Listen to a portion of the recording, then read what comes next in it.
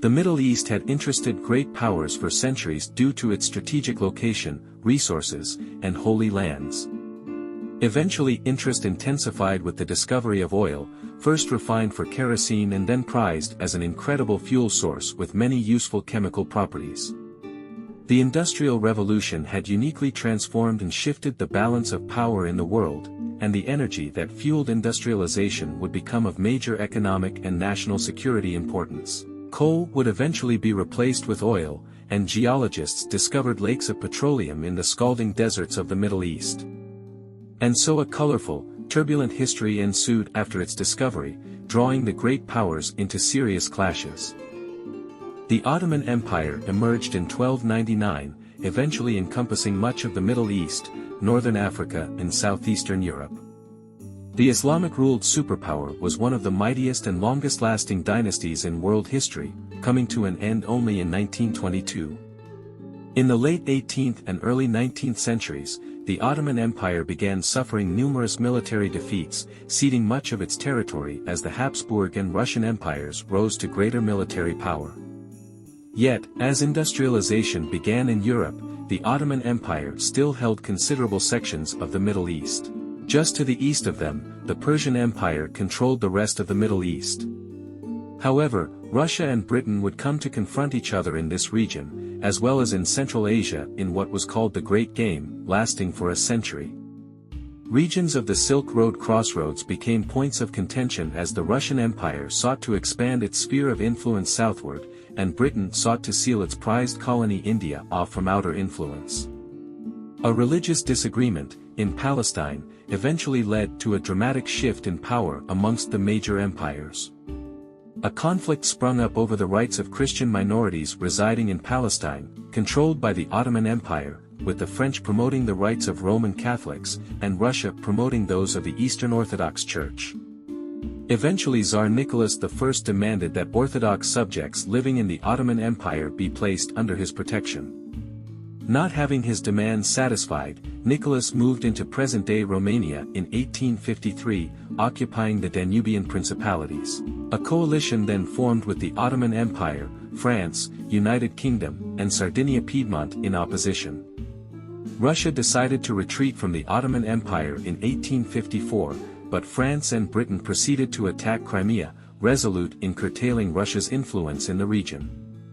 The Crimean War finally ended in 1856, with Russia defeated, Nicholas deceased, the Danube and southern part of Bessarabia lost, and the Russian Empire's right as protectorate of Orthodox Christians in the Ottoman Empire denied. The 1856 Treaty of Paris neutralized the Black Sea, thereby prohibiting Russia and Turkey, as the Ottoman Empire was referred to, from having military fleets there. Additionally, the treaty established the freedom of navigation of all merchant ships along the Danube, regardless of country origin. This allowed the wide distribution of Austrian, British and French goods in the Balkan Peninsula, damaging Russia's exports. The Russian Empire plunged into debt and suffered a dramatic loss of influence in Europe. It was forced to transform its economy into one mirroring that of other European countries, favoring capitalism and free trade, which Russia had largely resisted until then, being mainly an agrarian society insulated from industrialization. Various reforms took place under Tsar Alexander II, including the reformation of public education, censorship, the judicial system, banking system, the military, and local governments. The 1861 Emancipation Manifesto abolished serfdom, freeing millions from the traditional feudal system. These millions became landless proletariat, who could either leave for the cities or stay farmers and pay for the land, with inflated prices.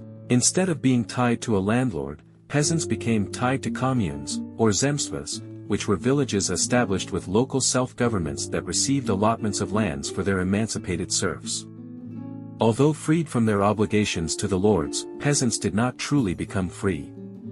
They became responsible for tremendous financial burdens and could not leave the communes until they paid off their share in the commune's emancipation debt. Peasants essentially mortgaged the next 49 years of their lives. Russia would begin to follow Britain's footsteps in the Industrial Revolution. Borders opened up to foreign capitalists, mainly from Britain and France, who poured investments into railways, manufacturing and various other enterprises.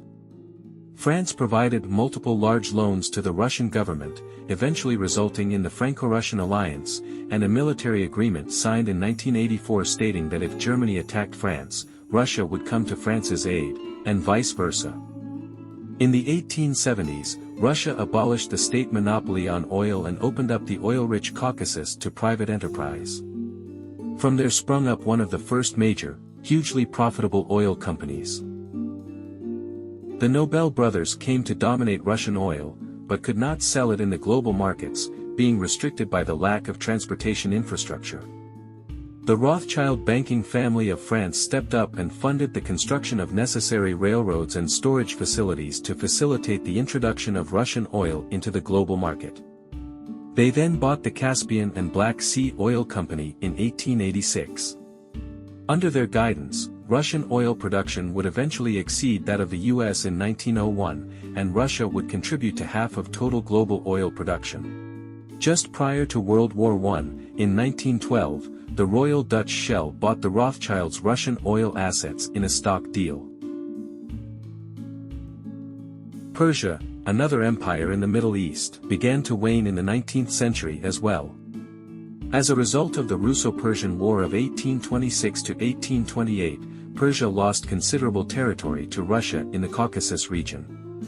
The Anglo-Persian War in 1856 to 1857 forced Iran to withdraw from Herat, the third largest oasis city in Afghanistan, and to sign a commercial treaty with Britain. Economic conditions deteriorated. High taxes and frequent robberies, the results of a weak government, forced peasants to move far away from major roads, leaving much fertile farmland empty. Western, mass-manufactured goods, particularly textiles, decimated domestic economies as evidenced in Isfahan, a major city, where less than a fifth of weavers survived in business. By 1894, the price of wheat dropped to 1/6 of what it had been in 1871. Irrigation systems fell apart, turning fields and villages into desert. In 1872, Nasr al-Din Shah arranged a concession granting a British citizen authority over Persian roads, telegraphs, mills, factories, and the extraction of resources in exchange for a set sum and 60% of net revenue. Other concessions included giving Britain the privilege of establishing the Bank of Persia with sole authority to issue banknotes, and to navigate the Karen River. Nationalist rhetoric boiled up in the populace against the weak and corrupt government prone to taking out extravagant loans from foreign governments. In 1905, the Persian constitutional revolution began, eventually establishing an elected parliament and a constitution.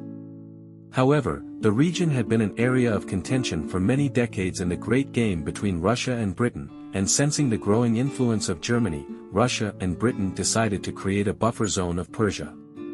The 1907 Anglo-Russian Convention divided Persia into three spheres of influence, the north governed by Russia, a neutral center, and the southern part governed by England. The constitutional revolution interfered with the leadership of the convention, so the British and Russians agreed to form an authoritarian state and overthrow the constitutionalists. In 1909, a large oil field was discovered in Iran, resulting in British interests founding the Anglo-Persian Oil Company. Britain purchased 51% of the company in 1914 at the urging of Winston Churchill, commander of the Royal Navy. Oil fuel greatly increased the power of warships, proving critical in the naval arms race against Germany, whose navy had grown to be one of the greatest in the world, second only to the Royal Navy. Prior to unification in 1871, the German Empire had been a collection of 25 German-speaking states.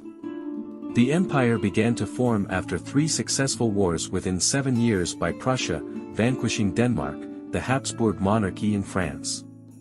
Even before those victories, Germanic states were rapidly industrializing in the 1850s with intense concentration in coal, iron and chemicals. Robust state-sponsored railways supported this incredible development and became the longest networks in Europe. The Germans built larger and more modern factories than either Britain or France. Obsession with the natural sciences led to enthusiastic, continuous innovation. In the future, German inventors and researchers would become recipients of 1/3 of all Nobel Prizes. In its 47 years of existence, the German Empire transformed into an industrial, technological, and scientific superpower in Europe. By 1913, Germany had become the greatest economy in continental Europe, and third largest in the world. The German Empire went on to engage in colonialism, building the third largest colonial empire in Africa, after Britain and France. Germany cultivated an alliance with the oppressed Ottoman Empire, which allowed Germany to obtain the right to build the Berlin-Baghdad Railroad, connecting Berlin to Baghdad, from where Germany attempted to establish a port on the Persian Gulf. Through this agreement, the Ottoman Empire wished to maintain its control of the Arabian Peninsula and to expand its presence across the Red Sea into the Khedivate of Egypt. Its economy was in ruins after continuous wars had eroded away its outer territories and cheap imports from industrial Europe crippled domestic economies. The disastrous Russo-Turkish War of 1877 to 1878 put the empire's finances under the control of the Ottoman Public Debt Administration, made up of and accountable to the great powers. The railway provided an opportunity to strengthen the Ottoman Empire against the surrounding French, Russians, and British, and its alliance with Germany would have shifted the balance of power in Europe. On the other hand, Germany would gain access to its far eastern colonies in Africa through the Persian Gulf while avoiding the Suez Canal controlled by British and French interests. Additionally, Germany had discovered vast quantities of petroleum in Mesopotamia, modern-day Iraq, and the 1903 Baghdad Agreement granted Germany rights to extract oil within a 15-mile radius of the Baghdad Railway. This direct source of oil would have made Germany energy independent, just as the British with their Iranian oil fields. France, Russia, and Britain looked on with concern, yet, despite diplomatic obstructions, construction began slowly but surely in 1903. It would not be completed, however. The railroad seriously threatened British economic influence in colonial trade. Britain's imperial supremacy and monopoly on shipping would certainly come to wane upon the railroad's completion.